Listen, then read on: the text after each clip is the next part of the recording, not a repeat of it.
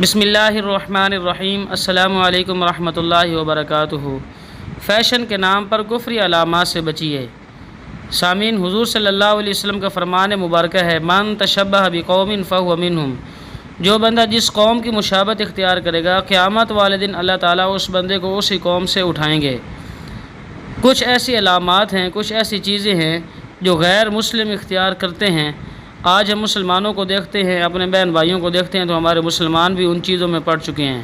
تو آج کی اس ویڈیو میں ان چیزوں کو ذکر کیا جائے گا جو غیر مسلم استعمال کرتے ہیں، لیکن آج کے مسلمان بھی ان کاموں میں پڑے ہوئے ہیں۔ ویڈیو سماعت فرمائیں۔ ہاتھ میں لال دھاگا یہ باندھا جاتا ہے، لوگ باندھتے ہیں تو لکھا علماء نے لال دھاگا پوجا کی نشانی کے طور پر ہندو باندھتے ہیں، مسلمان نہیں۔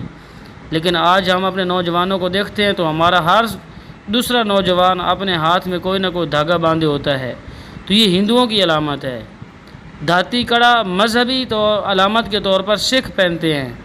آج ہم اپنے نوجوانوں کو دیکھتے ہیں، انہوں نے کڑے بنوائے ہوتے ہیں، موٹے موٹے جو پہنے ہوتے ہیں، یہ مسلمان نہیں پہنتا، یہ سکھ پہنتے ہیں، یہ سکھوں کی علامت ہے۔ تو سکھوں کی اس چیز کو مسلمانوں نے اپنانا شروع کر دیا۔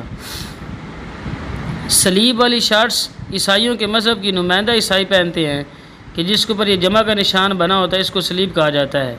تو صلیب والی شارٹس جو ہوتی ہیں، یہ عیسائیوں کے مذہب کے جو نمائندہ لوگ ہوتے ہیں وہ پہنتے ہیں۔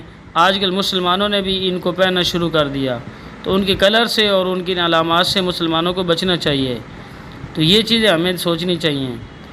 یہودی اور دوسرے کافر مذاق اڑانے کی خاطر مسنون داڑھی کا یوں حلیے بگاڑتے ہیں، جیسے کہ آپ پکچر میں دیکھ رہے ہیں۔